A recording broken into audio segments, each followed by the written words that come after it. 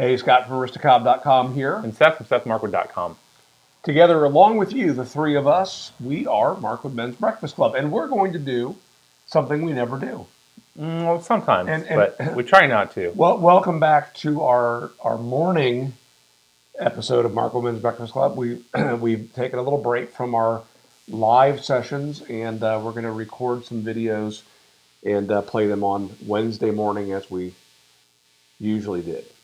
And what we're going to do today is we're going to do two things that we don't ever do. Okay. The first one is we never eat breakfast on Markwood Men's Breakfast Club because the name is ironic mostly. And we're going to have some breakfast, have some things to eat. Okay. And the second thing we don't do is we don't eat in front of a camera. No one wants to see that. Yeah. So this is why Markwood Men's Breakfast Club is not really about eating. But a couple things I want to share. You know What? We have a video that we haven't posted yet. We have a 4-month-old part 2 video where we eat grilled cheese out of the air fryer. Oh my gosh! All right, I'll have to find that footage and we'll post that. We'll make that live in a couple weeks. In a couple weeks, yeah. Okay. So what are we going to eat? Well, one of the things that I've been making and sustaining myself on lately are these things right here. And if you've been to Starbucks in the last couple years, they offer a great little breakfast thing called a sous-vide egg bite. And as we've mentioned many times, we like cooking things sous vide. And that means you put the thing you're cooking into a container that's watertight, and you submerge that in water, and that water is raised to the temperature of doneness, whatever that is. So like in the case of steak, I like medium rare, that's about 130 degrees. I can put a steak in my sous vide pot with the device that heats the water up to 130 degrees. And depending on the thickness of the steak, an hour, hour and a half, it's done. And if I don't get around to eating it right away, as long as I keep it in there at that temperature for hours if I choose, it will still be medium rare. It'll be perfect medium rare.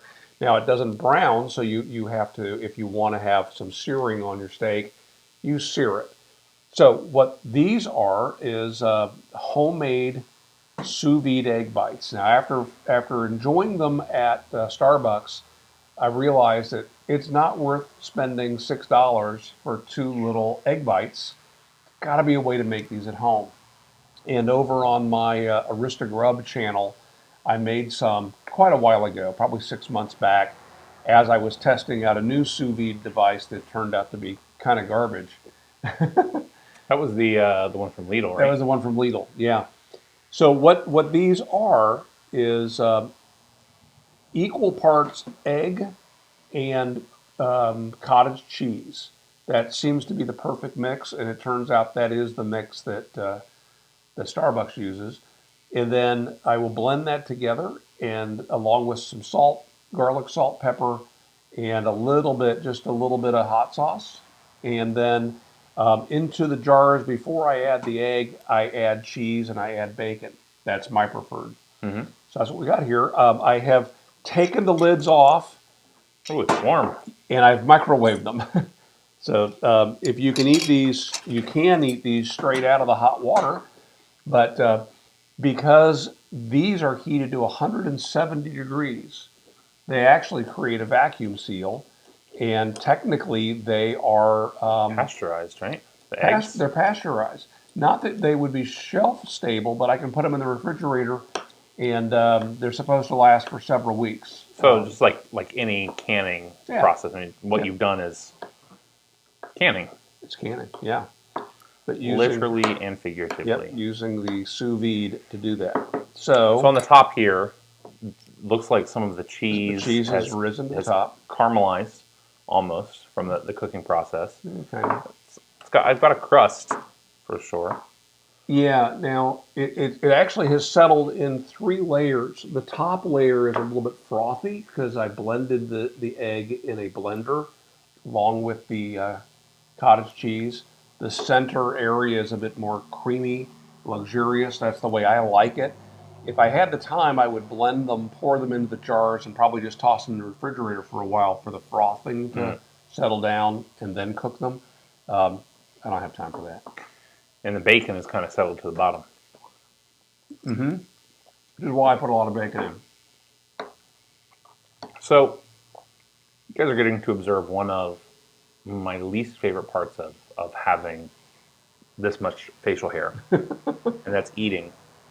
And it has definitely been a challenge. I was talking to my brother-in-law about this evening, about how I we mentioned last week the sunk cost fallacy. I have enjoyed having this much facial hair enough that I won't do it again, probably. However, knowing that to be the case, I want to let it go as long as I can before making the decision to cut it off. And George Bruno has said in a video that however you are frustrated with it, just let it grow some more, and that will usually clear up whatever that point of frustration is. And so right now I'm at the point where the mustache is just constantly in the way. I find myself just moving it. I'm waiting for it to. I don't want to, because that's not how you get long, flowing mustache hair as part of the overall beard. So enjoy your mustache. That's what I'm saying. I have not trimmed it at all since I stopped shaving. So one thing you will not notice is chewing is not required. No. This is almost like eating a custard. Very, very, very smooth and easy to eat. And so I eat one of these every morning as I'm getting ready to head out the door. And absolutely low carb. I calculated this out one time, and if I'm being like crazy generous with the salsa, and because the salsa and the cottage cheese have some 1.6. carbs, the eggs and 1.6. Yeah. Is it really? About 1.6. Yeah. It's almost nothing. No, my carbs. All right, what do you think? It's good. It's really good. And then I make a batch of 14 of these at a time. I use 12 eggs, and the first time I made them, I put the eggs into a measuring cup, measured that amount.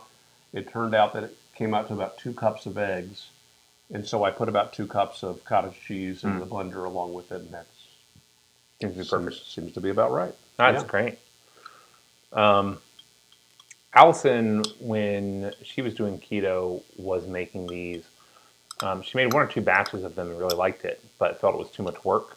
And so she did, especially when it sits in there, it has a tendency to, I don't know, stick to the side of them, and then cleaning them was, I think, part of the frustration. And so what she did is she would make them every day, and she would just crack an egg in, throw some cheese in, mix it up, put it in the microwave, and found that to be a fine substitute. That's right. Yeah. Do you? This batch, I forgot to grease the insides of the containers, so I'm learning that lesson. That I got to do that. I have a round brush that I can get down in there and clean them out, and I have to clean them right now or this evening. Otherwise, they're just a pain to clean. Yeah, use a bottle brush, or it's kind of a bottle brush. Yeah. Anyway, these because I'm making them 14 at a time, it gets me 2 weeks of breakfast, and I dread making them because it's just it's not a fun process mixing stuff up in a blender and getting all those jars out and greasing them and all that.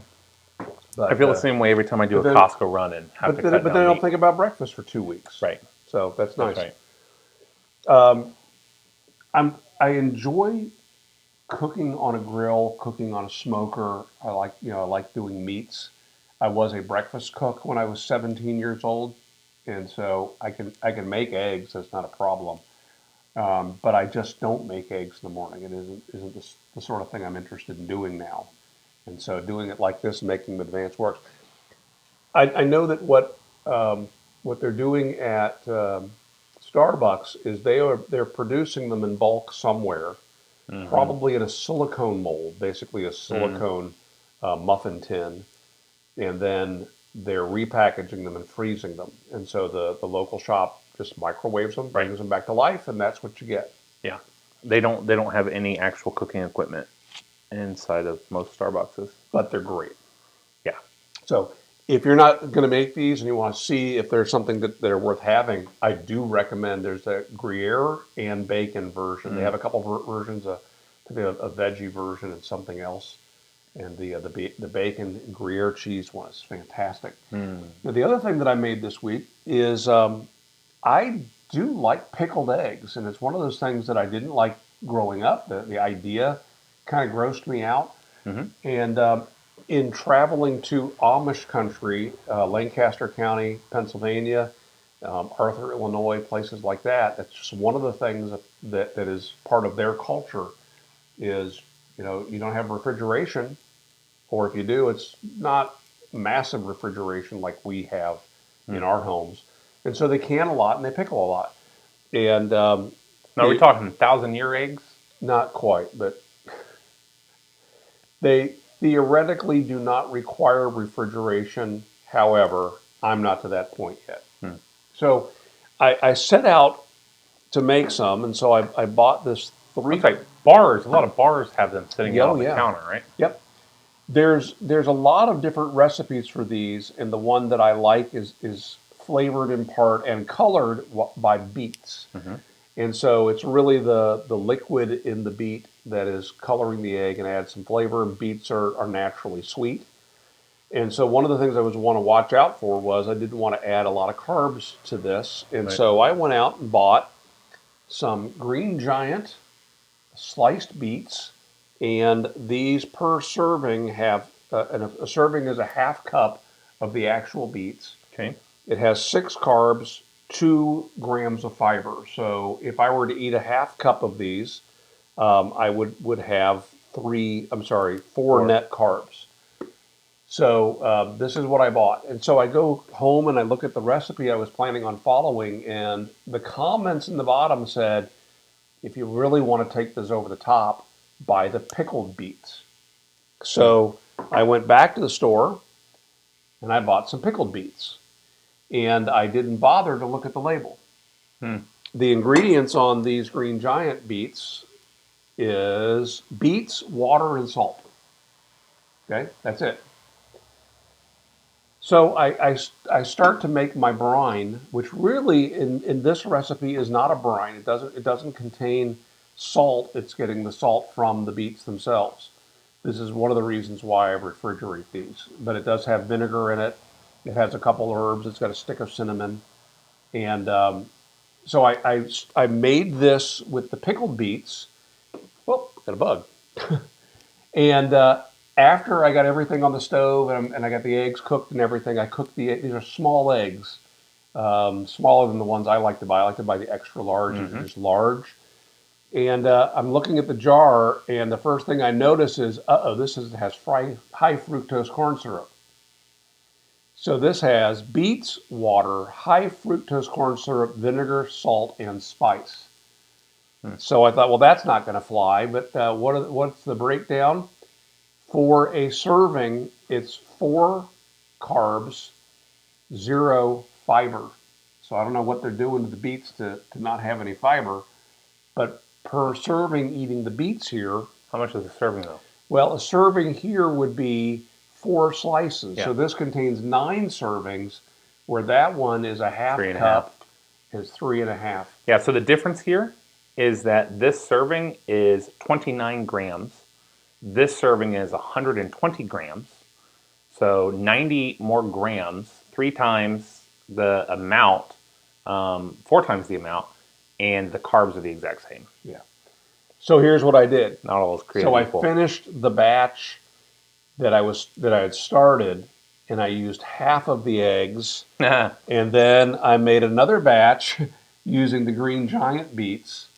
So these are probably the lower carb version. And I thought, well, it's worth the carbs if this tastes substantially better, but I'm not sure. So, so those of you that aren't doing keto or don't care about that stuff, this is a good example of how labels can be deceptive, right? Because this is 15 calories per serving, while this is 30 calories per serving. The serving size is less than half the serving size of this. And so per serving, this is actually 45 calories or 40 calories per serving, where this is 30 calories per serving if you're having equal servings. Okay. So for the same amount. Additionally, I have some thinly sliced onions in here. I did it for flavor, but you know, it's a snack you can have along with your snack if you like eating onions. So this is the lower carb version, and we'll give that a try. And if it's just amazing, we won't even worry about the others. Now we're gonna try them both. We're gonna split an egg. We're gonna split an egg. All right. Now these have only been pickling for about 3 days, and the more time you give them, the more that pickling brine will penetrate. And so right now you can see we only have partial penetration with the pickling. All right, so that's the lower carb version. And let's try. So there's a brand of pickled quail Ooh, eggs. that definitely has a more pickled smell to it. Goodness gracious. Well, did you change the? Did you add more vinegar to? It was the exact same recipe. So it has the cinnamon sticks. It has the vinegar. So this one already has vinegar in it. Yes. So that batch has more vinegar. Yeah. In it. Oh, also, I can see this is one I perforated some of these eggs. I used a bamboo skewer and perforated some through end to end. I did some sideways, and I didn't perforate some of them at all. And I just thought, well, let's see if it wasn't that much more effort. Maybe that'll help in the penetration of the brine. Maybe. And we want to.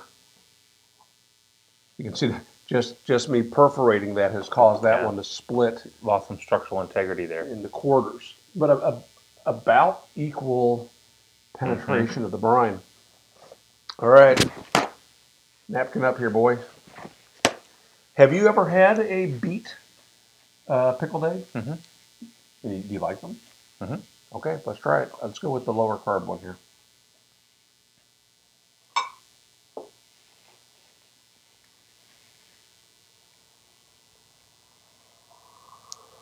Man, I'm getting a lot of the onion from that. A lot of the taste of the onion. Means more time. That onion tastes a lot like an onion too. It does. Yeah, a lot of onion flavor in that. Okay. So the onions have absorbed a lot of the onion flavor. That's right. It'll cleanse your palate. Nah. I've been smoking. the palate is shot.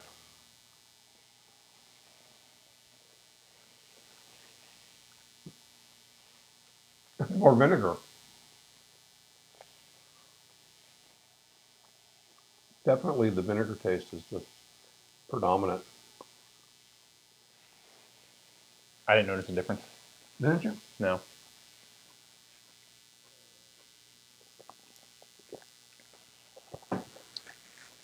I don't know that I do notice a difference. I do notice that we're getting a little bit more spice, not spicy, but a little bit more of the spices. I don't know what they've used in their pickling brine, but more than I used. This has got some clove and some cinnamon. This tastes like it might have some anise, so it's got a little bit of that licorice taste going on. Go back to this one. So I have had. It tastes mostly like a hard-boiled egg at this point. Yeah. So it needs salt and pepper. Yeah, there's a little bit more flavor on the higher carb version, but not a ton. And maybe some of what I'm picking up too is more sweetness. Yep. It mostly It mostly is an egg. Harris Teeter has a spicy pickled quail egg. Harris Teeter is Kroger's, or what is Kroger's out west? It's a grocery store. Is that Albertsons? It's a grocery store. A local grocery store, Yeah. regional grocery store, has pickled quail egg, but they've got a jalapeno stuff in it. I love those and could eat a jar Really? of the. Oh yeah. I really like the spice of it and the size. See, what I don't like, I just don't like the dryness of a yolk in a hard-boiled egg, even one that's been pickled like that. But you do like deviled eggs. Small, because there's not the hardness and the dry mouth feel of it, the chalkiness. Yeah, deviled eggs don't have that. The quail eggs, it just doesn't have that to the same degree. Man, we have got the flying bugs in here today. All right, so hey, that's it. We're not going to eat anymore. Okay. Unless you want some of these. Yeah. So you had some tools to talk about, right?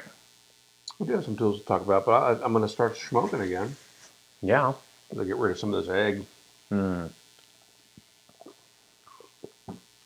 Yeah, so as I mentioned last week, I'm becoming active on the My Growth Rings YouTube channel, trying to put out a video a week. And ultimately, my plan is to create some tutorial videos on how to use shopsmith equipment. Those videos ultimately won't be straight up on YouTube because it's kind of like making sausage. If you're not interested in using shopsmith equipment, it's going to be way in the weeds. So what I've been putting out so far are these short little, trying to be, way out in the weeds? What a weird analogy. It's like making sausage. If you're not interested, it's going to be out in the weeds.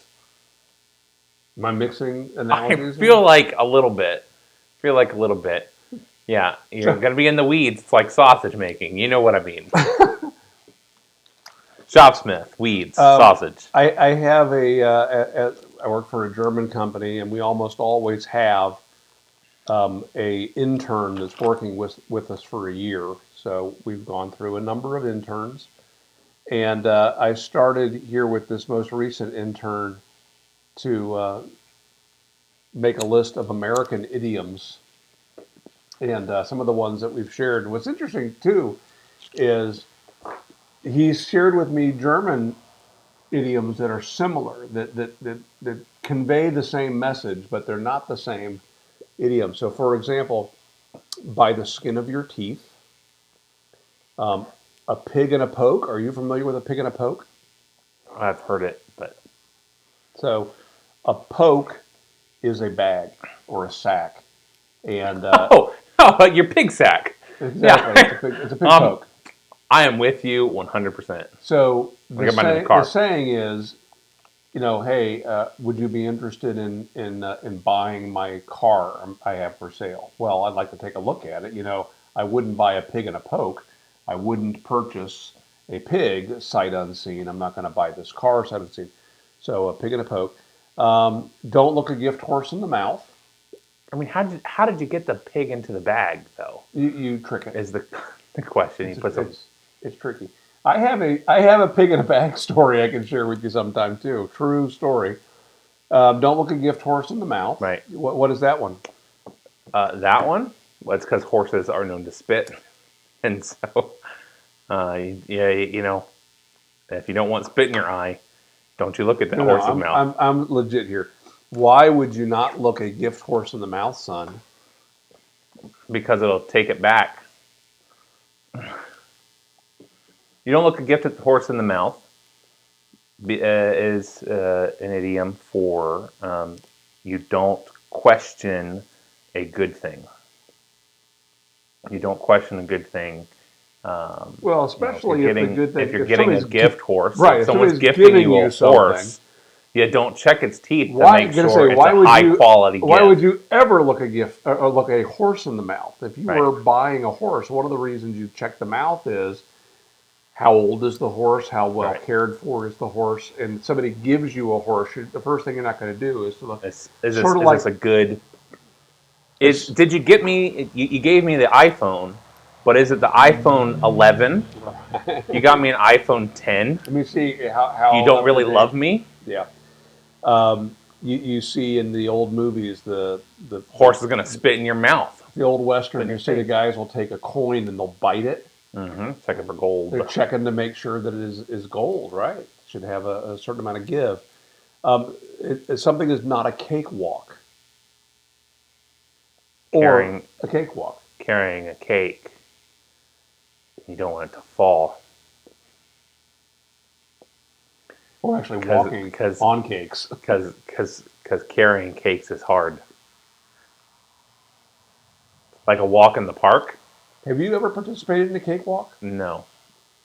So I have. Cakewalks are something But that I have participated in a pig in a poke race. cakewalks are something that used to be done, in the country, and we used to do it in church, and it was just one of those things, kind of like musical chairs in a sense, but you bring a cake or a pie or something, and you're going to leave with someone's cake or pie, and really more times than not, yeah, I know that. you're going to share that cake and that pie. I know that. But Yeah. a cakewalk is you have an opportunity to win the cake that everybody wants. You walk around the cake. And it's the easiest way to win a cake. It's a cakewalk. It's super simple, barely an inconvenience. Except for when the cakewalk is mixed with the musical chairs, in which case you just sit on the cake. That's right. But that's a cake sit, so. A piece of cake. Something being a piece of cake. Similar. It's super easy. You just pull that cake right out from under your britches. How about ass over tea kettle? I'm sorry? That's more of a British idiom. As just a way of describing, somebody who took quite a tumble. Telling tales out of school. Lying about it. Yeah, you're making stuff up. Dead as a doornail. Dead. Not even moving. Nah, absolutely. So dead, not getting up again. How about shut the barn door after the horse has bolted? Somebody worked real hard on that one. I don't know. You'll see that where somebody takes extra special care to do something right after they've already screwed something up. Well, it's kind of late now, right? You're locking the barn door after the horse is bolted. How about your barn door's open? Or conversely, your fly is open. Again, he laughed at that one because I guess they do have a very similar idiom in German. So anyway, kind of funny. So back to my growth rings. I don't even want to talk about it now. the moment has passed. We're hitting up against our what should be a hard time limit, because we've gotten into this habit of just talking and ad nauseum. Well, you know what then? Talk about next week? We'll talk about it next week. Talk about it next week. Check out My Growth Rings, especially if you are a Shopsmith user or you're curious. If you're Shopsmith curious, check that out. At some point, I suspect the channel will transition and be more of a woodworking channel, but right now it's focused on the tools. So, My Growth Rings, and leave me a comment. Let me know that you've discovered it. And what happens if they go to woodwishes.com? I don't know what's going to happen when they go there. Why don't you go and you tell me? Do you own that? Because you should. I think I do. Someone's promoting the crap out of it. So I think I own lots of free press. You should definitely use that in the same way that we use tobaccoadvent.com and mywinyourmouth.com. Yes, I own woodwishes.com. Yeah. I have the YouTube channel Wood Wishes, but there's nothing there, and there's 3 subscribers, and I think I'm 2 of them. All right, so next week we will talk just a little bit about the tools that I just purchased, and we also want to share with you my grandson's contribution to Mark Woodman's Breakfast Club. He's dying to be on it. Yeah. And then sometime in the future, you'll get to find out, does an air fryer cook a good grilled cheese? 4 months ago. So, Spoiler, no. hey, No, it doesn't. whoa, yes it does. It just doesn't cook a fast grilled cheese. It takes about 4.5 months.